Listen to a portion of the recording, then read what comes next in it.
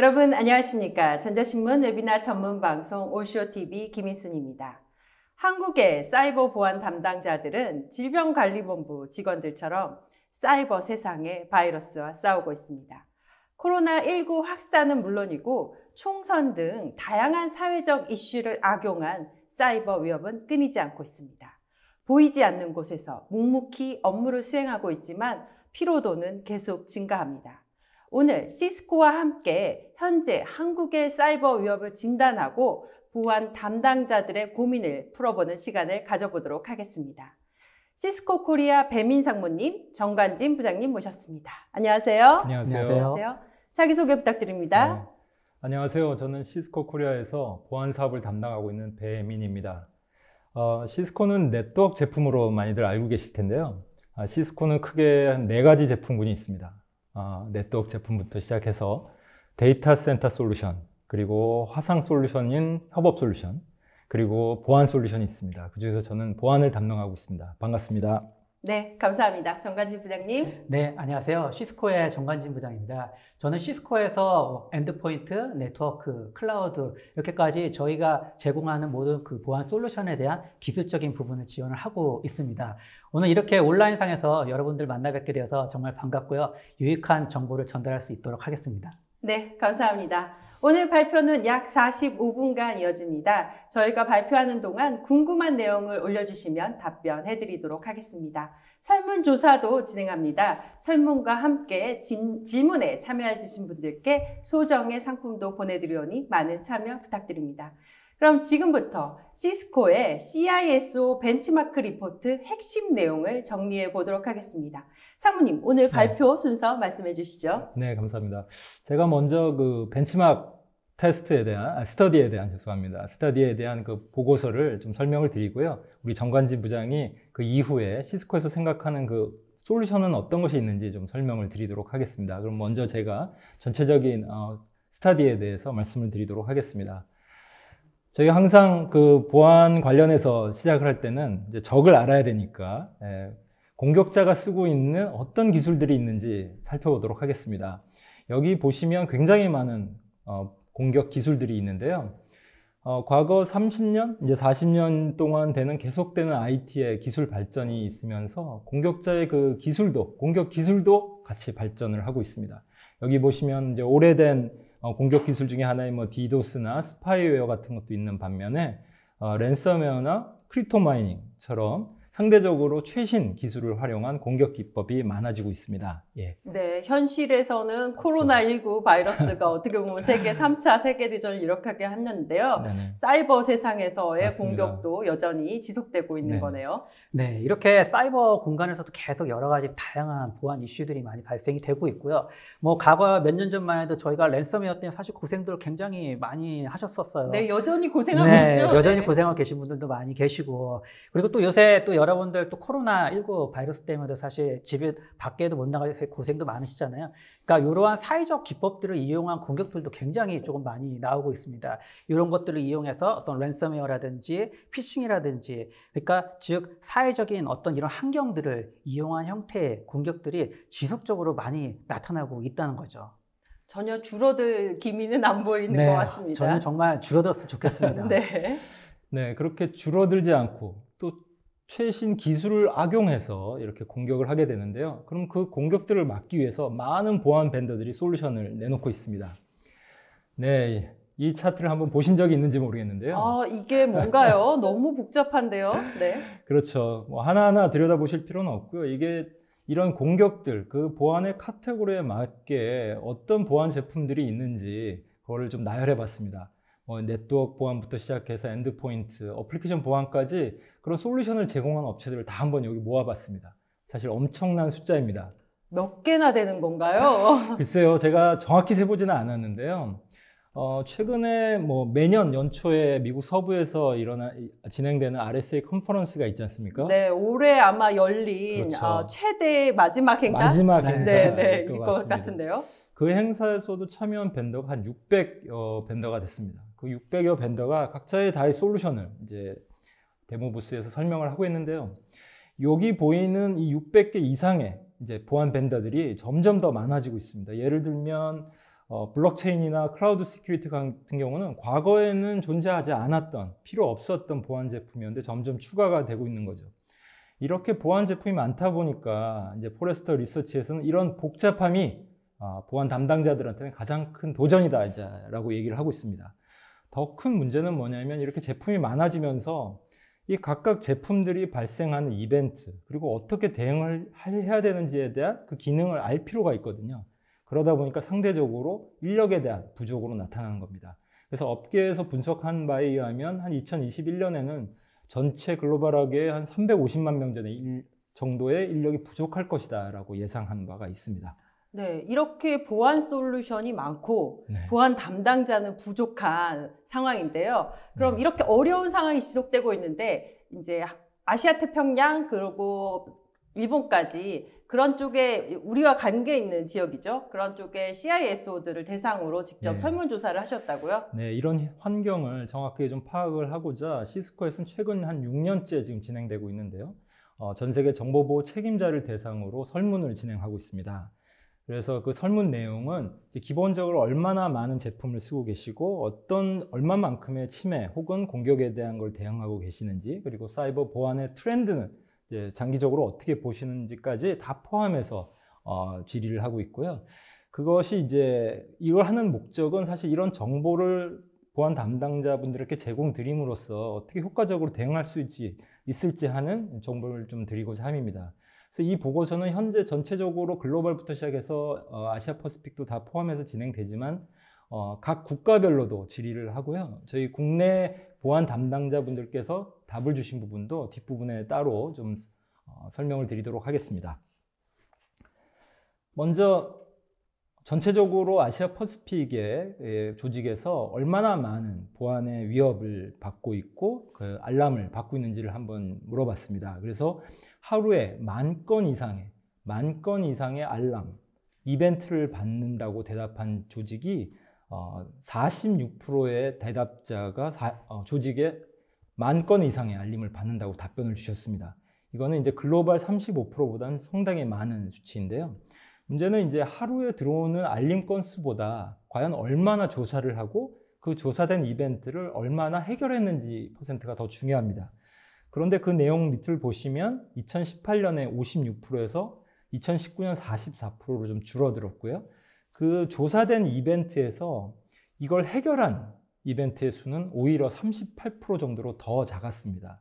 즉, 알림에 대해서 이것이 악성 공격이었는지 판단을 하고 그 악성 공격에 대한 대응을 하거나 혹은 그 알림이 오탐이어서 다시 오탐에 대한 재발을 방지를 위해서 패치를 하거나 그렇게 해결까지 간 케이스는 38%에 불과한 걸 좀 볼 수 있었습니다. 이 38%를 국가적으로 한번 봤을 때는 오른쪽을 보시면 한국이 그래도 굉장히 많이 이벤트를 처리하는 그런 국가에 해당되고 있었습니다. 네, 열심히 일하고 계셨군요. 맞습니다. 여기 오늘 많은 보시는 분들이. 예. 네.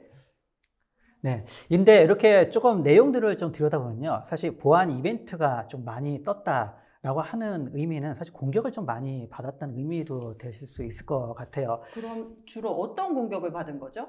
저희가 공격을 조금 확인을 해보면요. 뭐 예를 들어서 그 랜섬웨어 같은 거라든지 랜섬웨어가 한 41% 정도를 좀 가장 조금 많이 받았었던 부분들이 있었고요. 그 다음에 뭐 디도스 공격 같은 부분들, 그리고 이제 APT 같은 타겟티드 된 공격 형태들이 조금 많이 있습니다. 그래서 저희가 이렇게 조금 보면요.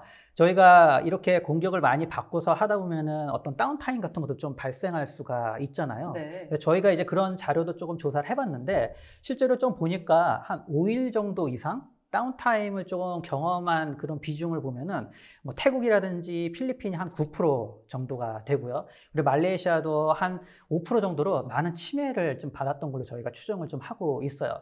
그런데 한 가지 좀 중요한 부분들이요.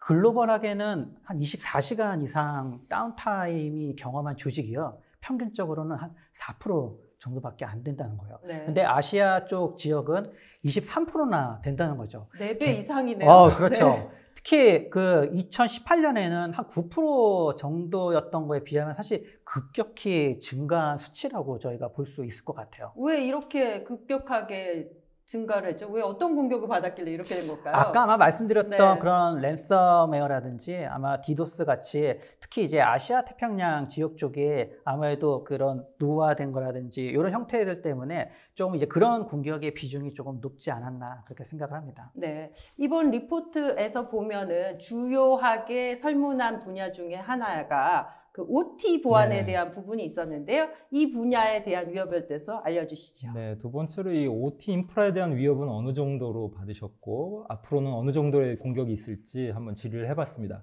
이 OT 인프라 하면 기존의 IT와는 다르게 약간 폐쇄망으로 운영이 되어 있고 하지만 굉장히 미션 크리티컬한 그러니까 중요한 어떤 네트워크에 대한 공격이 이루어지는 걸 말하는데요. 아시아 퍼시픽 같은 경우 글로벌 대비 25% 정도의 조직이 그런 공격을 경험했다고 했고요.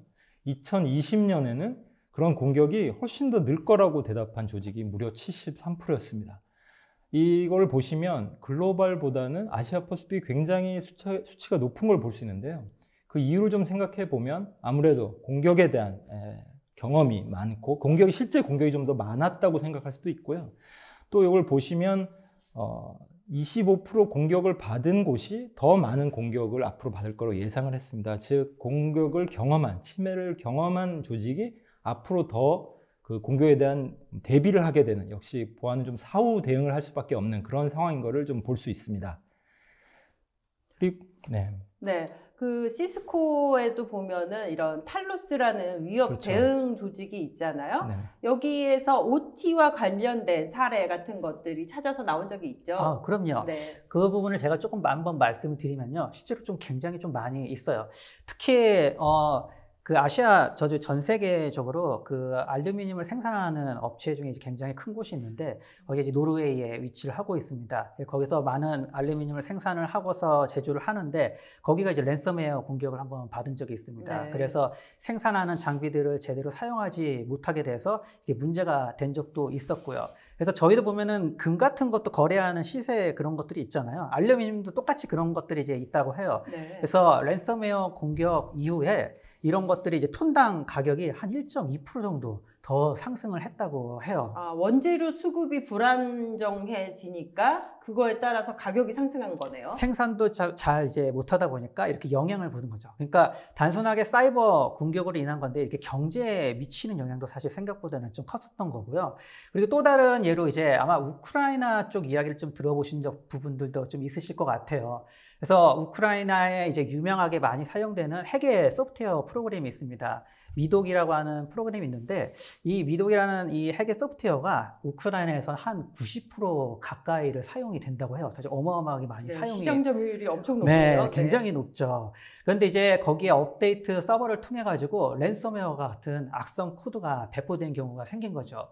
그래서 여러분들 참 잘 알고 계시는 저희 이제 비극적인 일도 있지만 그 체르노빌 원자력 발전소에 문제가 됐었던 경우도 있잖아요. 그래서 거기를 감시하는 그 방사능 수치 같은 것들을 감시하는 모니터링이 다운된 적이 있었고요. 또 정부라든지 그리고 메트로라든지 그 은행 그리고 뭐 병원까지 다 곳곳으로 영향을 받게 된 거죠. 그래서 뭐 대중교통을 이용하려고 카드를 찍으려고 하는데 안 된다든지 병원에서 의사 선생님들이 이렇게 차트를 보면서 진료해야 되는데 그걸 이제 다 수동으로 해야 된다든지 이렇게 굉장히 조금 어려운 부분들이 많이 생겼었던 거죠.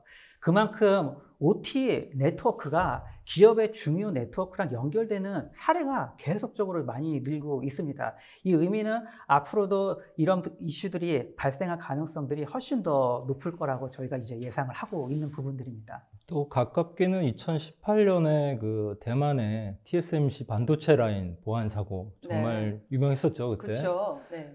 그래서 단순히 USB로 통해서 그 최첨단화된 공정에 바이러스가 심어지고 피해 금액이 아마 2,800억 정도로 지금 보고되고 있지 않습니까? 네, 반도체 라인은 한 번 멈추면 그렇죠. 그 피해가 엄청나거든요. 네, 굉장히 준비를 했음에도 불구하고 그런 피해를 볼 정도로 이 OT 인프라도 굉장히 좀 피해에 대해서 크고 준비를 많이 해야 되는 부분인 것 같습니다.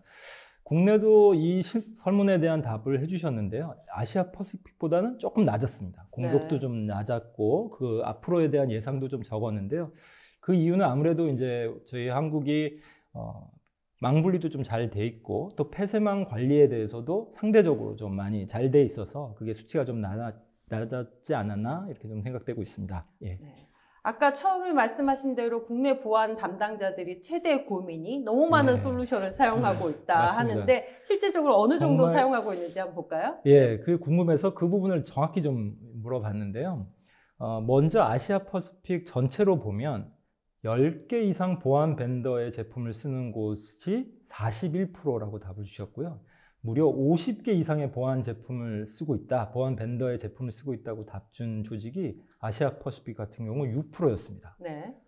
근데 사실 저 시스코도 이제 보안 어떤 컨설팅 조직이 있고요. 고객사에 방문을 해서 어떤 보안 성숙도에 대한 평가를 하는 프로젝트를 좀 진행을 합니다. 그러면 아무래도 이제 전체적으로 사용하시는 제품을 보게 되는데요. 정말로 50개 이상의 쓰는 보안 제품을 사용하고 계신 고객사가 굉장히 많고요. 이게 대형화되는 기관이나 대형 기업들이 훨씬 더 많은 제품의 보안 제품을 쓰고 있는 걸 알 수 있었습니다. 그런데 이제 보안 담당자분들이 고민하시는 거, 예를 들면 굉장히 많은 알림이 뜨고 그리고 알림에 대한 어떤 처리하기가 어렵고 이벤트를 해결하지 못하고 그리고 침해 사고가 있을 때 그 침해 사고를 바로 대응하지 못해서 다운타임이 길어지고 이런 모든 문제점들이 결국 시작이 이 멀티 벤더, 멀티 보안 솔루션을 많이 쓰고 있기 때문에 나오는 거라고 좀 생각이 듭니다. 그래서 밑에 이 표에 보시듯이 이제 이렇게 힘들다. 그 이유가 뭐냐? 멀티 벤더 환경 때문이다 하고 답 준 곳이 굉장히 많은데요. 이 높은 퍼센트를 보이는 국가가 역시 50개 이상 벤더의 제품을 좀 많이 쓰는 그런 국가들이 그렇게 여기에 나타나고 있습니다. 한국도 정말 순위가 꽤 높네요. 그렇습니다. 네. 그래서 2019년에 어느 정도 되는지는 또 한국 우리 설문조사에서 한 번 더 자세히 보도록 하겠습니다. 네, 지금부터는 진짜 실제 한국의 CISO들이 대답해 주신 한국 상황에 대해서 보도록 하겠습니다. 이제 최근 6년 동안 쭉 진행을 해왔고 이 차트는 이제 2018년에 역시 설문에 대한 답을 주신 내용입니다. 그래서 제일 먼저 이제 보안에 대한 투자가 굉장히 중요하다. 그게 인력, 예산, 그리고 교육에 대한 투자가 진행돼야 되고 벤더 제품들을 얼마나 쓰냐고 했을 때도 10개 이상 벤더 보안 제품을 쓰는 곳이 50%라고 대답을 주었습니다. 그리고 이제 보안 담당자분들이 느끼시는 난 위협에 얼마만큼 노출돼 있다. 이렇게 생각하시는 퍼센트가 다른 국가보다도 훨씬 높았던 걸 볼 수 있습니다. 그러면 19년에는 어떤지를 한번 자세히 들여다보겠습니다.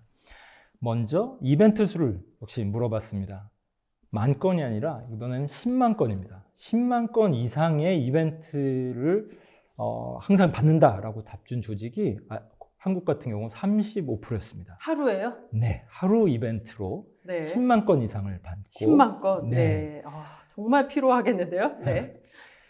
근데 더 추가로 중요한 부분은 이 왜 10만 건을 받을까 했을 때 역시 많은 벤더의 제품을 쓰고 있는 곳이 더 많았는데요. 2018년에 10개 이상 보안 제품을 쓴다고 답 준 곳이 50%인 반면 2019년에는 역시 56%로 늘어났습니다.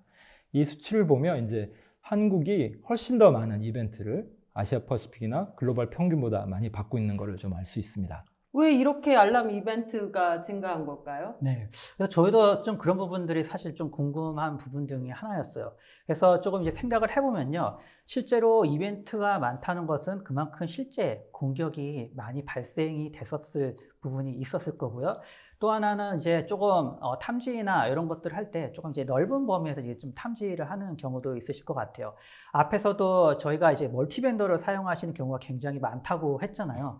솔루션이 굉장히 많다 보니까 이게 도입을 했을 때 기본적인 설정으로 운영되는 경우가 많다 보니까 아무래도 최적화된 부분들이 조금 덜 할 수 있는 것들이 있겠죠. 그러다 보니까 기본적인 설정에서 이제 운영을 하시다 보면서 이제 일반적인 보안 알람 이벤트들이 좀 많이 뜨는 경우가 많은 것 같습니다. 이렇게 많은 이벤트를 처리하려면 정말 네. 오늘 여기 웨비나를 보고 계신 분들 중에 맞습니다. 상당수가 피로도를 많이 느끼실 것 같아요. 그래서 이 이벤트들에서 어떻게 이제 여러분들이 대응하시는지를 정확히 또 물어봤습니다. 이 많은 이벤트들이 늘고 있는데 과연 얼마나 조사를 하십니까? 그리고 그 조사를 하시는 이벤트에 해결되는 거는 어느 정도입니까를 여쭤봤는데 작년 2019년이 40% 조사를 하고 그중에 46%를 이벤트를 해결했다라고 답을 주셨습니다. 이건 2018년에 대비 늘어난 건데요. 앞서 기억하시겠지만 아시아퍼시픽 같은 경우는 오히려 그 조사된 이벤트 수와 해결된 이벤트 수가 오히려 적어졌습니다. 그렇죠. 그런데 한국은 이벤트 수는 훨씬 더 늘었고 조사된 양도 같이 늘고 있습니다. 이건 여기 듣고 계신, 같이 보고 계신 이 보안 담당자분들이 얼마나 열심히 노력을 일하고 하고 계신지 계신다는 걸 그걸 정확히 볼 수 있는 자료입니다. 그거에 마찬가지로 역시 늘어나는 거는 이제 피로도가 2018년 39%에서 한국이 60%로 급격하게 늘은 걸 좀 안타깝고 열심히 너무 있습니다. 열심히 일하시다 보니까 피로도가 많이 피로도가 상승하셨네요. 거의 2배, 글로벌에 네. 비해서 거의 2배 가까이 증가를 했잖아요. 그만큼 저희 보안 엔지니어 분들이 고생을 그만큼 많이 하고 있다는 의미도 될 것 같습니다. 네. 이 보안 피로도라는 걸 한번 정의를 해보면 사실 많은 이벤트들이 들어오고 그 이벤트들을 능동적으로 전략적으로 계획을 세워서 대응할 수 있는 게 아니라 마치 불이 났는데 산불을 그냥 불만 끌어다니는 그런 상황인 거죠. 즉 능동적으로 프로세스를 만들어서 적극적으로 대응할 수 있다면 이런 피로도는 좀 줄 수 있지 않을까 이렇게 좀 생각이 듭니다. 네. 한국의 사이버 보안 문화는 어떤가요? 네. 마지막으로 그 사이버 보안 문화를 한번 여쭤봤습니다. 그러니까 보안의 어떤 대응 프로세스를 좀 개선하거나 신기술을, 좀 앞선 기술을 좀 채택하려고 할 때 도대체 어떤 부분이 제약이 되는지를 한번 여쭤봤는데요. 이 리스트 중에서 기자님 생각하실 때는 어떤 부분이 제일 높았을 거라고 좀 생각되십니까? 저는 딱 들어오는 게 예산이 항상 예, 부족하잖아요. 맞습니다. 네. 역시 보안 전문 네. 기자님답게 맞습니다. 예산 부족이 가장 높았고요. 그 예산 부족으로 인한 인력에 대한 수급, 그리고 인력이 부족한 만큼 그에 대한 교육도 부족했고요. 이런 것들이 다 대부분 LP 지역 혹은 글로벌 지역의 평균과 되게 유사했습니다. 그래서 비슷한 형태를 보였는데요. 여기서 좀 특이한 부분이 맨 마지막에 있는 항목입니다. 보안이 고위 관부급의 우선 과제가 아닌 것 같다라고 답준 조직이 글로벌 평균보다 좀 높았습니다. 네. 사실 굉장히 좀 중요한 부분입니다. 이게 많은 기업에서 디지털 트랜스포메이션을 얘기를 하지 않습니까? 디지털 혁신을 해야 된다 이렇게 앞서가고 있는데 이 보안이 단순히 고려돼야 할 하나의 기능으로 좀 생각을 하시는 것 같은데 한번 예를 들어보겠습니다. 지금 이 코비드-19 환경하에서 많은 기업들이 재택근무를 시작을 했습니다. 그리고 학교에서도 재택으로 원격 강의를 하고 있고요. 그런데 만약에 이 화상 솔루션이 보안에 취약을 하다면 어떻게 되겠습니까? 예를 들어 회사 내에서 하려는 업무에 대한 얘기, 회사의 중요한 데이터, 그 다음에 개인정보 이런 것들이 다 노출될 수 있는 거죠. 그렇다면 오히려 더 효과적인 툴을 쓰려다가 이 기업의 존폐까지도 위협을 받는 그런 지경까지 이를 수 있거든요. 그래서 디지털 혁신을 하기 위해서는 보안이 단순히 그냥 검토의 대상이 아니라 그 비즈니스 혁신의 중심이 돼야 된다는 거죠. 그래서 부디 CIO 분들, CEO 분들, CTO 분들도 이런 보안에 대해서 좀 우선순위를 높여주시면 아무래도 이 보안 담당자분들은 좀 덜 스트레스를 받고 피로도도 낮춰질 수 있지 않을까 좀 생각합니다. 네. 이렇게 한국 사례까지 살펴봤는데요. 그럼 보안 강화하려면 어찌 해야 할지 알아보도록 하겠습니다. 네, 이런 연구 결과를 보면 간단합니다. 복잡하고 그래서 이벤트가 많이 나오고 그래서 관리하기 힘들고 끌려다니고 있는 거죠. 그러면 전체적인 이 보안 솔루션을 단순화시켜서 어떤 플랫폼화해야 되는 부분이 중요할 것 같습니다. 즉 개별적인 모든 제품들을 다 교체하는 것이 아니라 그런 제품들이 호환이 되고 같은 하나의 솔루션인 것처럼 마치 하나의 팀이 대응하듯이 보안 위협에 대응을 한다면 이 사이버 보안에 대한 피로도는 낮아질 수 있지 않을까 기대합니다. 네, 지금까지 벤치마크 스터디를 통해서 한국과 글로벌의 보안 상황을 진단했습니다. 이제부터는 향후의 발전 방향을 논의해 보도록 하겠습니다. 네, 앞서 저희가 이제 벤치마크 내용들을 쭉 살펴봤어요. 그래서 이런 것도 내용들을 기반으로 했을 때 저희가 앞으로 조금 보안 관점에서는 어떻게 조금 준비를 해야 되고 이런 것들에 대해서 한번 조금 이야기를 해보려고 합니다. 그래서 여기 그 담당자분이 지금 고개를 확 숙이고 있는 애니메이션이 좀 보이실 텐데요. 그만큼 보안 담당자분들이 사실 많은 어려움에 처해 있습니다. 즉 항상 생각하는 것은 이런 이벤트들이 조금 줄어들 수만 있다면 얼마나 좋을까. 앞에서도 저희 매일 하루에 10만 건씩 나온다고 하니까 사실 얼마나 많은 피로도가 있겠습니까? 그만큼 그 시간적인 부분들도 사실 굉장히 많이 부족하죠. 우리한테 조금 더 많은 시간들이 있으면 더 빨리 조금 할 수도 있는 부분들도 있을 것 같고요. 또 이제 전문성 부분들도 조금 많이 이야기가 되고 있어요. 앞에 저희가 처음에 굉장히 다양한 보안 이슈들 그리고 변화하고 있다고 말씀을 드렸는데 이러한 것들이 제한된 인력으로 이런 모든 수많은 보안 위협들을 다 전문성을 가지고서 분석, 대응하기가 사실 굉장히 조금 어렵다는 거죠. 또 이제 각기 다른 수많은 보안 솔루션들이 있기 때문에 이런 문제들이 발생했을 때 조사하려고 했을 때 사실 생각보다는 쉽진 않다는 거예요. 우리가 10개의 솔루션을 도입을 하고 있는데 이게 정말 우리 회사에 피해를 줬을까라고 찾아보려고 했을 때 10개의 솔루션을 다 들여다보기 사실 굉장히 좀 어려운 부분들이 있잖아요. 네. 그래서 이제 이런 부분들을 기반으로 했을 때 어떻게 하면 좀 우리가 효과적으로 조금 개선을 할 수 있을까라고 하는 부분들입니다. 그래서 그만큼 보안은 협업이 굉장히 많이 필요한 부분이라고 생각을 합니다. 그래서 뭐 간제팀도 있고 분석팀도 있고 또 굉장히 다양한 보안 솔루션도 많이 있잖아요. 제가 여기서 한번 질문을 드리려고 하는데 상무님, 예. 실제로 고객들도 많이 좀 방문을 해보셨잖아요. 그러다 보면은 거기에 다양한 팀들이 있습니다. 뭐 네트워크 팀도 있고 보안 팀도 있고. 그런데 그렇죠. 각기 이제 운영하는 조직이 조금 틀리다 보니까 거기 사이에서 느끼는 어떤 좀 갭 같은 게 조금 있을 것 같아요. 예, 갭이라고 할 수 있겠는데요. 그러니까 이제 어떤 보안 솔루션에 대해서 고민을 하려고 고객사를 방문을 하면 아무래도 이제 먼저 보안팀을 이제 만나게 됩니다. 근데 보안팀을 만나서 이제 이런저런 얘기를 하다 보면 이 담당하는 업무가 아닌 경우가 굉장히 많더라고요. 아, 즉, 보안팀인데 담당하는 업무가 아니에요? 그래서 굉장히 의외인 이상하네요. 경우가 네. 많습니다. 예를 들면 뭐 굉장히 기본적인 뭐 방화벽에 대해서 말씀을 나누다 보면 이 방화벽은 이 보안팀이 아니라 이 네트워크팀에서 관리를 합니다. 이렇게 얘기를 네. 주실 때도 있고요. 그다음에 이제 뭐 침해 사고에 대해서는 어떻게 대응을 하시는지, 그 침해 대응 프로세스나 뭐 위협 정보는 어떻게 관리하십니까? 여쭤보면 그거는 저희 관제팀이 따로 있습니다. 이제 이렇게 얘기를 주시거든요. 그러니까 보안에 대한 위협은 한 곳인데 그거에 대해서 대응하는 팀은 또 여러 팀으로 이렇게 좀 나눠 있는 케이스도 네. 많았습니다. 그러니까 그렇게 굉장히 다양한 보안 솔루션도 있고 여러 가지 뭐 간제팀이라든지 분석팀에서 분석을 했을 때도 이렇게 이벤트 하나하나마다 분석을 하려니까 사실 시간도 굉장히 많이 걸리는 거죠. 이벤트를 받았을 때 이게 정말 악성 코드일까? 얘가 도대체 어디서 어떻게 들어왔지? 그러면은 이거를 어떻게 분석을 해야 될지? 근데 이런 프로세스들을 다 가지려고 하는데 앞에서 저희가 하루에 발생하는 것들이 5만 건, 10만 건씩 된다고 말씀드렸잖아요. 그러니까 그만큼 보안 담당자들이 느끼는 그런 피로도라든지 어려움들은 사실 굉장히 크다고 말씀을 드릴 수 있을 것 같아요. 그럼 어떻게 효과적으로 대응해야 한다는 거죠? 참 쉽지 않은 네, 문제이기도 쉽지 않은 하죠. 문제네요. 네. 그래서 저희가 모든 것을 조금 뭔가 자동화하고 가시성을 가지고서 조금 들여다볼 수 있으면은 굉장히 좀 효과적으로 운영이 될 수 있는 부분들이 있을 것 같아요. 그래서 뭐 저희 시스코에서 가지고 있는 여러 가지 보안 솔루션들이 하나의 한 화면에서 뭔가 들여다볼 수 있다든지, 그리고 이제 고객분들이 실제로 운영하시는 것들은 저희 솔루션뿐만 아니라 여러 서드파티 제품이라든지 직접 운영하시는 솔루션도 많이 있으시니까 그런 것들을 통합적으로 같이 묶어서 이제 하려고 하는데 사실 생각보다는 굉장히 쉽지 않은 부분들이 있습니다.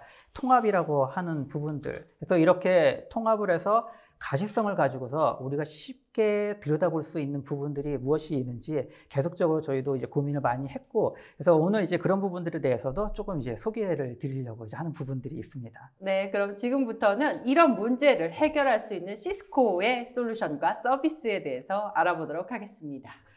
네, 저희가 그 시스코 시큐어 X라고 하는 것과 그리고 CTR이라고 하는 시스코 스레드 리스판스에 대해서 조금 이제 소개를 한번 드리려고 해요. 그래서 시스코 시큐어 X는 오늘 한국에서는 이 자리에서 처음으로 공개를 하는 겁니다. 네, 따끈따끈한 신제품이네요. 너무 네. 따끈해요. 손이 베일 정도예요. 네. 네. 그래서 이게 따끈하지만 더 좋은 소식이 하나가 있습니다. 네. 시스코에서 저희 거 보안 솔루션을 사용하시는 분들이라면은 무료로 사용하실 수 있다는 네. 점이에요. 네. 무료까지 오늘 아주 따끈따끈한 네. 내용을 두 가지 공개해 주셨네요. 자, 그래서 한번 이 두 가지에 대해서 저희가 좀 간략하게만 한번 좀 살펴보도록 하겠습니다. 그래서 좀 앞서 가기 전에 한번 저희가 저희 사장님을 한번 잠깐 모셨습니다. 네, 조봉구 사장님 나오셨네요. 안녕하세요. 네, 저희 시스코의 저희 사장님이신데요. 여러분들 한번 이런 문자들 아마 받아보실 수도 있을 것 같아요. 매일 아침 보안 담당자들이 받는 문자 메시지 아닌가요? 뭐 그럴 네, 수도 있죠. 언론에서 어떠한 내용들이 공개가 됐을 때 이렇게 문의를 주실 수 있겠죠. 오늘 기사에서 이런 내용들이 확인됐는데 혹시 우리 회사에는 어떤 영향들이 없는지 조금 확인 좀 해달라라고 하면은 담당자인 저는 알겠습니다. 열심히 한번 찾아보겠습니다. 라고 하겠죠. 네, 바로 보안 담당자의 피로도가 올라가는 바로 그 순간을 보고 아침부터 있습니다. 피로도가 왕창 올라가고 네네. 있습니다. 피로도가 조금 증가를 하려고 해요. 네. 네. 그래서 여러분들이 보시는 것 같이 이렇게 됐을 때 과연 한 번에 어떻게, 어디서부터 뭔가 정보를 찾아야 되고 분석을 시작을 해야 될지라고 혹시 바로 머리에 이제 떠올리시는지 그런 부분들을 한번 생각을 해보셔야 된다는 거죠. 이러한 문제들이 발생이 됐을 때 어떻게 하면은 이렇게 빨리 추적하고 분석하고 할 수 있는 것들이 준비가 이미 되어 있느냐는 거죠. 하루에 발생하는 10만 건에 대한 이런 이벤트들 아니면 하루에 더 적은 이벤트라고 하더라도 이게 발생되는 거에 대해서 어떻게 효과적으로 추적하고 분석을 할 수 있느냐 하는 부분들입니다. 그래서 이제 이 화면이 저희가 이제 처음으로 오늘 한국에 계신 분들한테 처음으로 공개를 해 드리는 내용들인데요. 이게 이제 저희가 그 시스코 시큐어 X라고 해서 통합적인 하나의 쉽게 보시면 플랫폼 형태가 될 수 있습니다. 그래서 화면에서 보시는 것 같이 엔드포인트 정보라든지 아니면 침입 탐지 시스템에서의 정보라든지 뭐 방화벽 정보라든지 아니면 또는 악성 코드라든지 이런 정보들을 종합적으로 한 눈에 쉽게 들여다볼 수 있는 형태로 저희가 그 준비가 되어 있고요. 또 우측에는 보시는 것 같이 실제로 어떤 위협들이 발생이 됐을 때 실시간적으로 주요한 뉴스들도 이렇게 다 팝업 형태로 해서 올라오게 되어 있습니다. 또 이제 저희 솔루션만 이렇게 인터그레이션 돼서 사용하면 사실 효과를 발휘할 수는 없겠죠. 왜냐하면 실질적으로는 저희 솔루션 말고도 다양한 솔루션들을 이미 운영을 하고 계시기 때문에 저희 솔루션뿐만 아니라 여러분들이 가지고 계신 솔루션이라든지 서드파티 솔루션을 API를 통해서 인터그레이션해서 같이 여기에 정보를 출력하실 수 있는 기능들도 가지고 있습니다. 그래서 이렇게 어떠한 사고가 발생했을 때는 인시던트를 발생을 시켜가지고 그거를 조금 더 쉽게 조사를 하실 수 있도록 그런 기능들을 제공해드리고요. 그래서 한번 제가 예제로 해서 한번 조금 준비를 해봤는데 그걸 보면서 조금 더 설명 한번 드려보도록 하겠습니다. 네.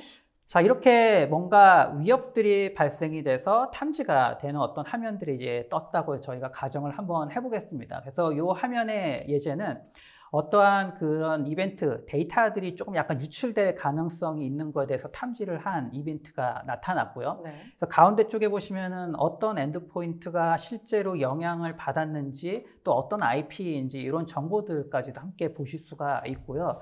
우측에는 직접 분석하시는 분들이 이런 내용들을 적어 놓으실 수가 있었어요. 분석을 해보니까 요거는 정말 뭔가 문제가 있었고 이런 내용들을 이제 적어 놓으실 수가 있죠. 근데 이제 단지 이런 거 정도만 있는 게 아니라 이제 가운데 쪽에 보시면은 저희가 플레이북이라고 하는 것들이 있어요. 앞서서도 저희가 조금 이야기를 나눴잖아요. 어떻게 하면 업무를 좀 줄일 수 있고 쉽게 할 수 있을까라고 하는 측면에서 오토메이션을 조금 많이 강조를 했습니다. 즉 워크플로우를 하나를 만들어서 어떠한 이벤트들이 발생이 됐을 때 그거를 연속적으로 자동화해주는 워크플로우를 만들어서 운영을 할 수가 있다는 거죠. 즉 기존에는 담당자분들이 수동으로 문제가 발생했을 때 각기 다른 화면에 들어가셔서 각기 다른 업무를 수행하셨다고 하면은 이벤트가 하나 뜨고서 알아서 쉽게 모든 것들이 다 자동화해서 이루어진다고 보시면 될 것 같습니다.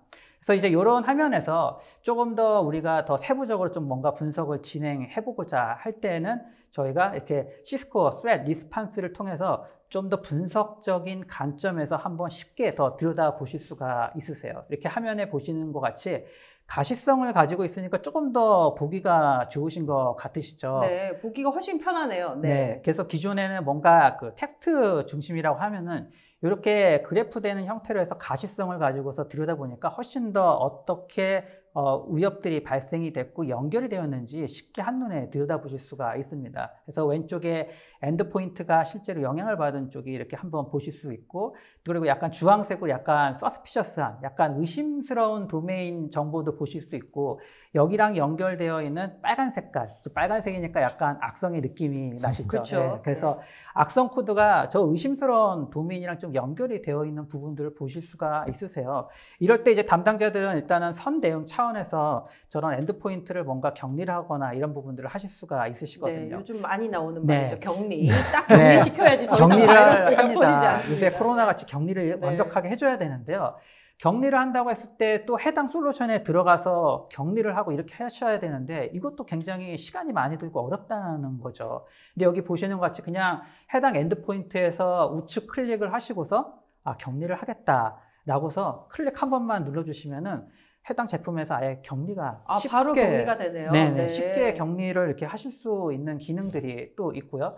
또는 저기서 의심스러운 도메인들을 한번 보셨잖아요. 이렇게 의심스러운 도메인들에 대해서 어떻게 하면은 또 빨리 차단을 할 수 있느냐라는 측면에서 여기서 저희가 가지고 있는 솔루션 중에 DNS 관련한 솔루션들이 있는데 저 도메인이 조금 우리 기업 입장에서는 조금 약간 의심스럽고 그냥 딱 봐도 도메인이 약간 의심스럽다라고 했을 때 저것도 마찬가지로 우측 클릭하셔가지고 바로 그냥 차단 정책을 내리시면은 쉽게 도메인을 차단을 할 수 있는 기능들이 이렇게 생기게 됩니다.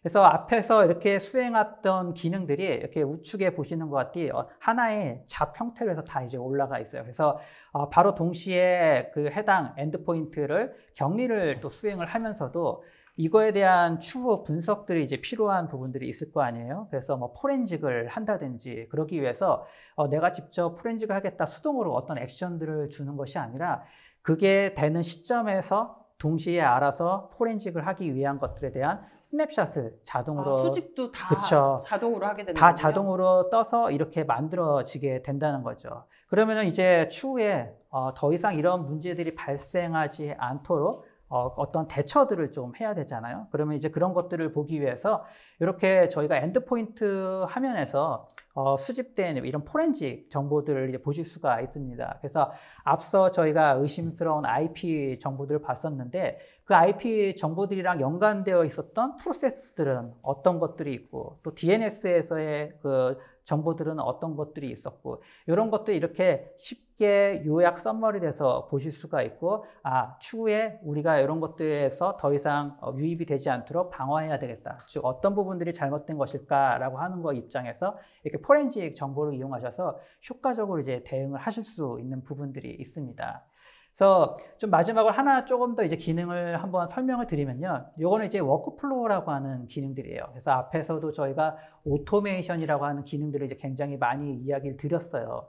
즉 너무 많은 솔루션들, 우리 회사는 30개, 50개 가까이 되는 솔루션들을 사용하고 있는데 이런 것들을 유기적으로 쉽게 통합하기가 굉장히 어렵다는 거죠. 즉 이런 것들이 문제가 발생했을 때 하나의 워크플로우 형태로 만들어서 연속적으로 작업을 수행할 수 있게 이렇게 워크플로우를 직접 만드실 수가 있습니다. 즉 내가 끌어다가 집어넣어가지고 이런 문제가 발생했을 때 이러한 문제를 이러한 일들을 해라고 해서 이렇게 어떤 명령어들을 다 만드실 수가 있습니다. 즉 이런 워크플로우의 자동화된 부분들이 사실 저희의 큰 장점이라고 할 수 있을 것 같습니다.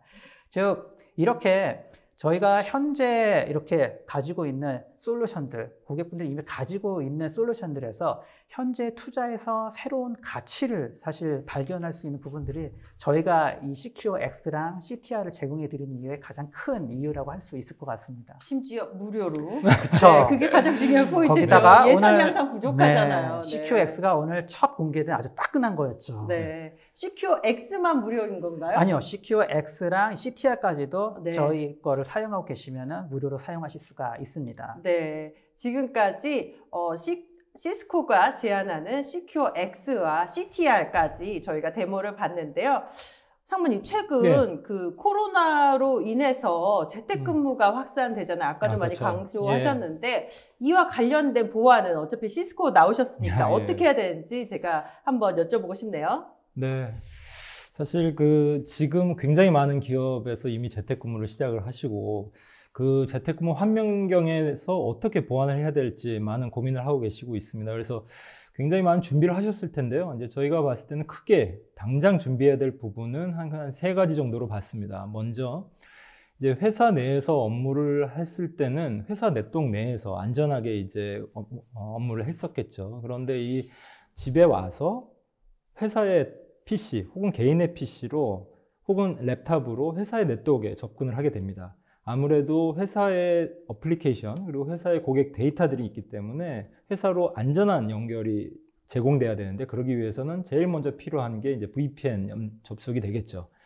두 번째로 굉장히 중요한 부분 중에 하나가 과거에는 회사 내에서 이제 업무를 보다가 이게 인터넷, 즉 폐쇄망이나 인터넷에서 진행되던 이 단말이 이제 개인 집에서 인터넷으로 이제 노출이 된다는 거죠. 즉 업무를 보지 않을 때는 그냥 일반적인 인터넷을 접속하게 되거나 그러다 보면 앞서 보인 것처럼 코로나19를 악용한 그런 많은 이메일 악성 코드들이 있는데요. 그걸 클릭을 하게 되고 그러면 악성 코드가 떨어지고 그러면 그 악성 코드가 잠재되어 있던 랩탑이 나중에 회사의 네트워크에 접근을 하게 됐을 때 회사의 네트워크도 감염이 되는 그런 위험이 있겠죠. 그래서 그 단말, 그 개인 PC든 혹은 회사의 자산으로 되어 있던 단말이든 그 단말에 대한 보안이 굉장히 중요할 걸로 보입니다. 그리고 세 번째로 재택을 하실 때 화상 회의를 많이 하게 되는데 그때 화상 솔루션도 역시 보안성이 보장되는 그런 제품으로 쓰셔야 될 것 같습니다. 시스코에서는 이런 연결성과 보안을 제공드리기 위해서 VPN은 AnyConnect라는 솔루션, 그리고 DNS 보안, 안전한 인터넷을 접속하기 위한 DNS 보안으로 엄브렐라, 그리고 마지막으로 화상 솔루션이 시스코 웹엑스가 있습니다. 근데 지금 저희 시스코에서는 이 세 가지 제품에 대해서 90일간 또 무료로 라이센스를 제공드리고 있습니다. 코로나19에 함께 대응하자는 네, 의미인 것 같아요. 네, 맞습니다. 네, 상무님께서 원격 근무자들을 위한 보안 수칙까지 말씀해 주셨습니다. 저희가 발표하는 동안 여러분들이 많은 질문 주셨는데요. 질문 중에 뽑아서 저희가 답변해 드리도록 하겠습니다. 설문조사도 여전히 진행 중입니다. 설문에도 많은 참여 부탁드립니다. 그럼 첫 번째 질문 드리도록 하겠습니다.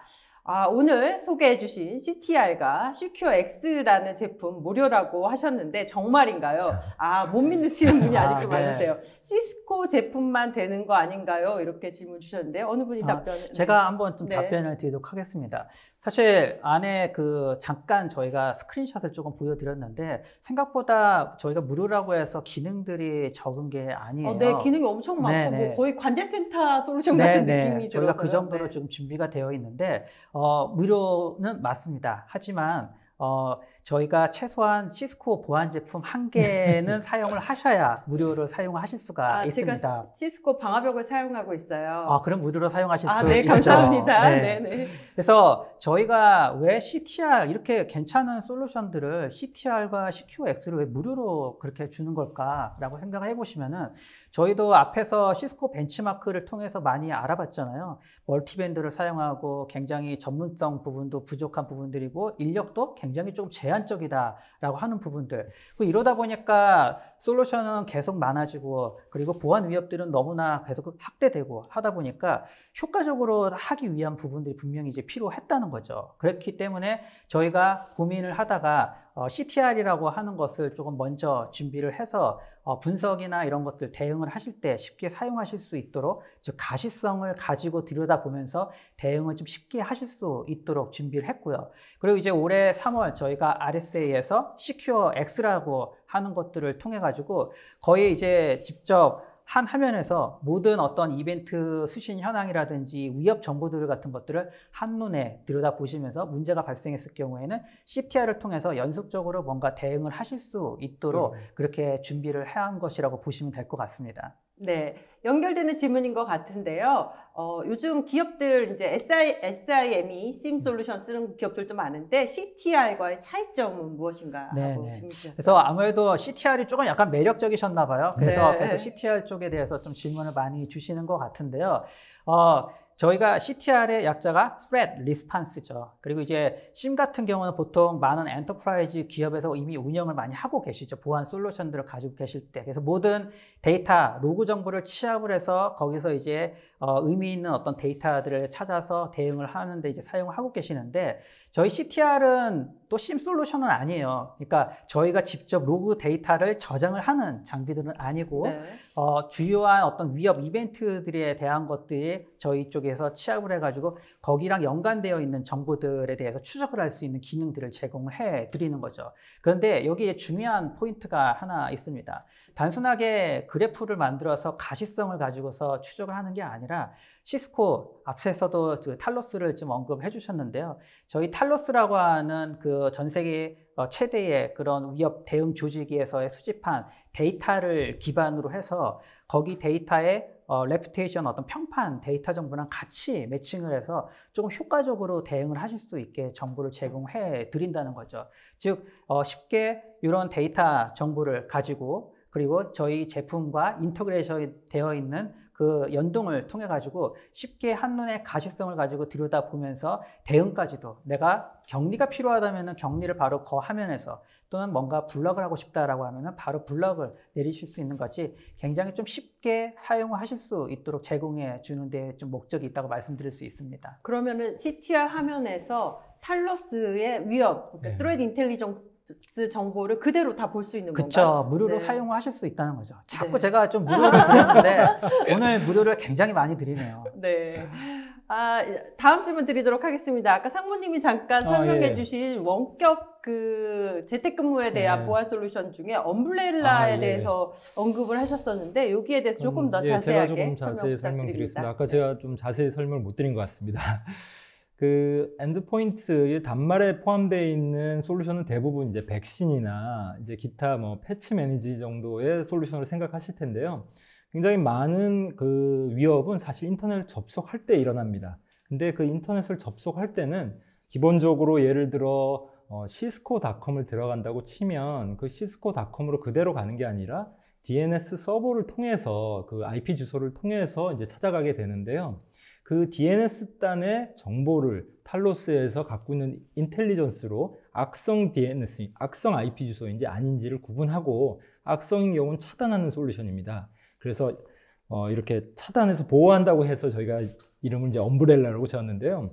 예를 들어 이 솔루션 같은 경우는 보통 에이전트 뭐 또 깔아야 되냐 이런 고민 많이 하시잖아요. 근데 이거는 그런 에이전트를 단말에 까는 게 필요 없고 그 DNS 주소만 시스코의 DNS 서버로 바라보게 하시면 이 시스코가 악성 URL로 가려고 하는지 아닌지를 다 알아서 차단을 해주는 그런 솔루션입니다. 네, 그렇게 쉽게 여러분들이 그냥 다른 거 어떤 작업을 사실 하실 필요가 없는 거죠. 그냥 DNS 주소만 바꿔가지고 쉽게 보안성을 높일 수 있다는 거고요. 그리고 요새 재택들 많이 하고 계시잖아요. 그래서 DNS 주소만 변경하는 것만으로도 보안성이 굉장히 높아진다는 겁니다. 그래서 지금 바로 여러분들이 해보실 수가 있는데요. DNS 주소를 208.67.222에 222로만 바꿔줄 수 있는데 좀 어렵죠? 네, 좀 어려운데요. 혹시 네. 지금 여기 아래 자막을 조금 이렇게 자막을 넣어주셔야 돼요. 네, 빨리 네. 사진을 찍으시면 좋겠습니다. 네, 그래서 여기 있는 주소 지금 자막이 나오고 있죠. 네, 저 주소로 넣으면 안전한 DNS가 되는 그렇죠. 거예요? 네. 지금 뭐 여러분들이 인터넷 사용하실 때 자동으로 받는 주소도 있으실 텐데요.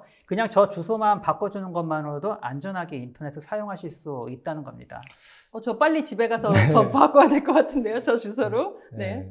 추가로 또 말씀드리면 네. 이제 개인 사용자는 이 서비스를 무료로 받으실 수 있습니다. 네. 그리고 이제 오늘 무료가 너무 많이 나오는데요. 기업에서는 이제 최장 90일까지도 저희가 무료로 좀 제공되고 있으니까요. 아무래도 이제 안전한 재택근무를 위해서는 이걸 꼭 활용하시기 바랍니다.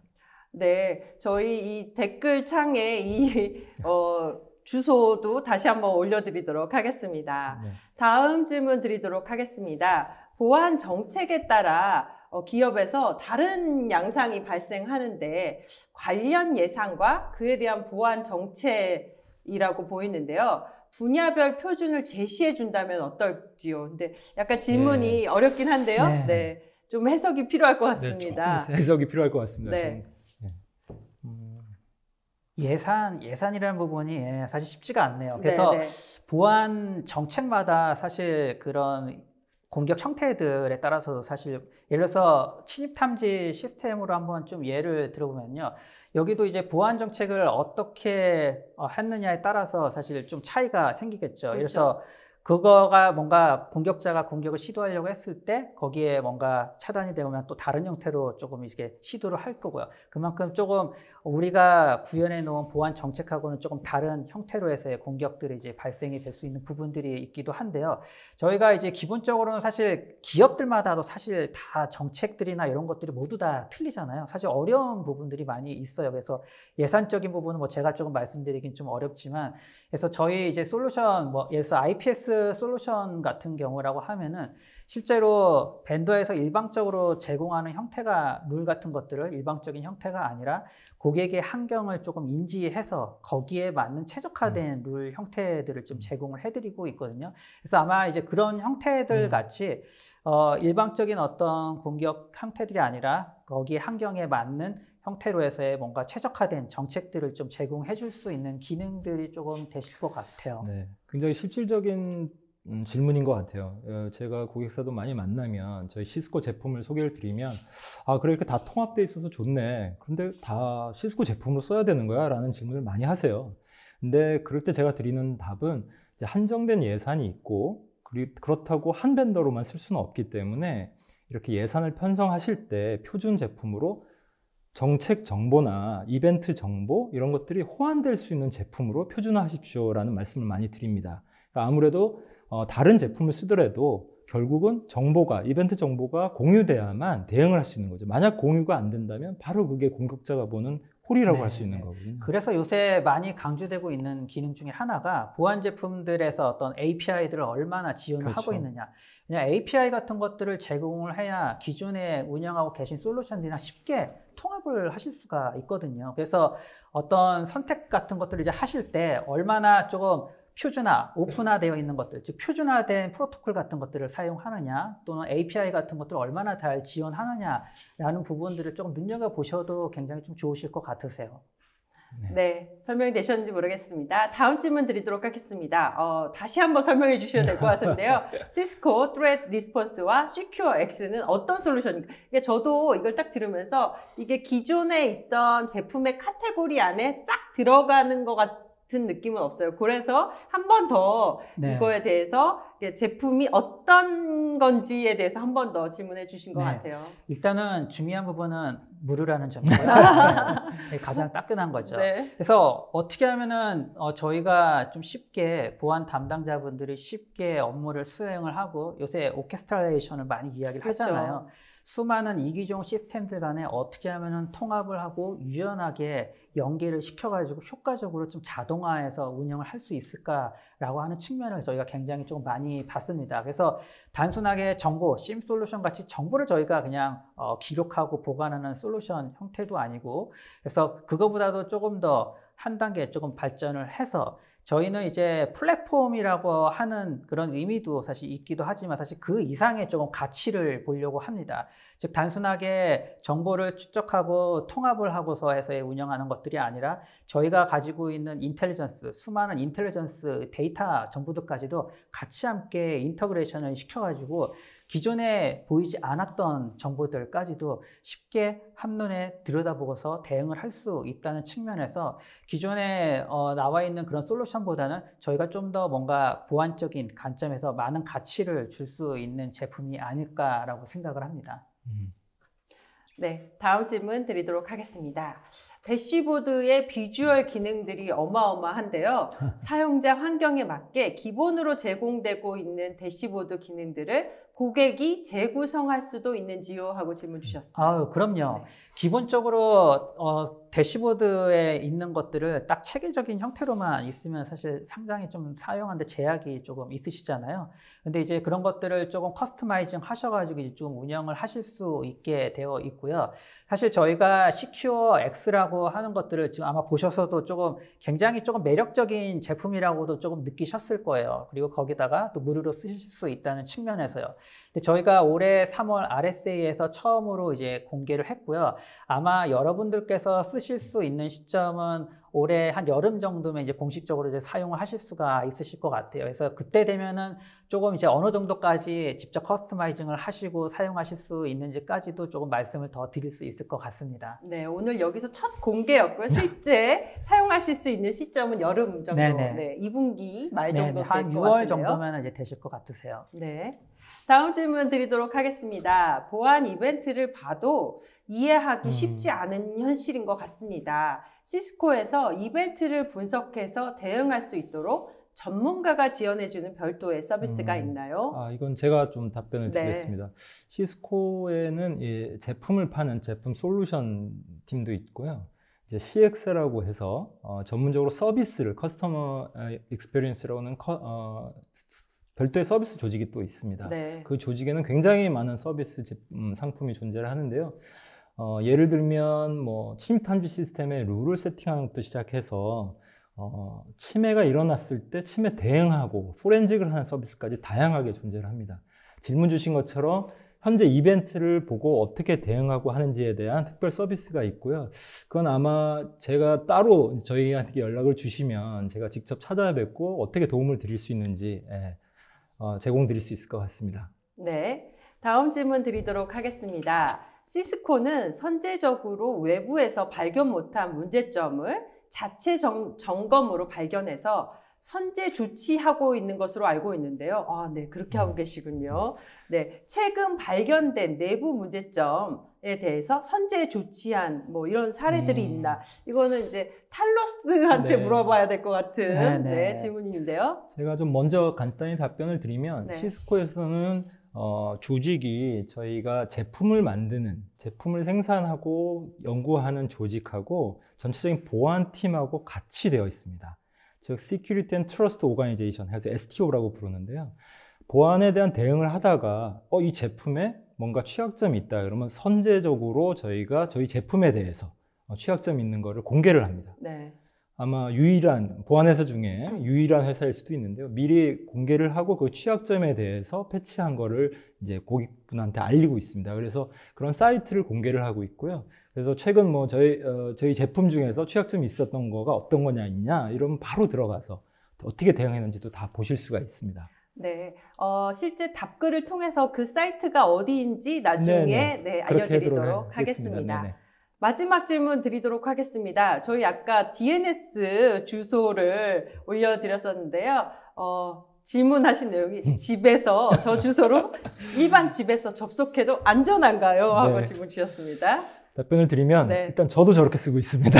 네. 네, 백신 외에도 인터넷을 접속할 때는 왜냐하면 이 탈로스에서 저 악성 URL에 대한 정보를 제공을 합니다. 예를 들면 악성 코드를 배포하는 URL이 2시간 전에 갑자기 나왔다 이러면 탈로스에서 그런 모든 URL을 갖고 그 DNS 보안 엄브렐라 솔루션에 업데이트를 합니다. 즉 바로 얼마 전에 몇 시간 전에 악성으로 바뀌었던 사이트에 대한 것도 저 엄브렐라 솔루션을 통해서 보호가 가능합니다. 그래서 당장 아까 보여드린 그 IP 주소로 변경하시면 바로 보호가 시작됩니다. 네, 오늘 긴 시간 동안 두 분 수고 많이 하셨는데요. 상무님, 마지막 소감 한 말씀 부탁드립니다. 네. 좀 코로나19로 많은 기업들이 이렇게 재택근무를 시작하셨고요. 그 다음에 많은 컨퍼런스나 세미나들이 다 온라인으로 바뀌는 것 같습니다. 이렇게 전자신문에서 빠르게 이런 포맷으로 바꿔주셔가지고 저희도 이렇게 시스코 보안을 많은 고객분들한테 소개시켜 드릴 수 있는 좋은 기회였던 것 같습니다. 아무쪼록 안전한 근무 환경 만들어 주시길 바라고 저희 시스코가 도움을 드릴 수 있도록 만약 필요한 부분이 있으면 언제든지 시스코를 찾아주시기 바랍니다. 감사합니다. 네, 감사합니다. 지금까지 시스코와 함께 기업의 보안 현황을 살펴보고 신제품인 시큐어 X와 CTR에 대해서 알아봤습니다. 오늘 오쇼토비는 여기까지입니다. 오늘 웨비나 발표 자료와 다시 보기는 일주일 안에 업데이트됩니다. 시청해주신 여러분 감사합니다.